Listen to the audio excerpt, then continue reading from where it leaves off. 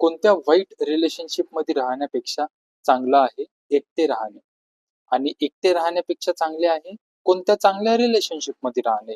हा quote me पाहिला होता विकास दिव्यकीर्ती सर जेव्हा म्हणत होते तेव्हा. खूप छान असा वाक्य मला वाटलं, आणि प्रत्येक वेळेस मी माझ्या लाईफ मध्ये ते अप्लाय करण्याचा प्रयत्न करतो.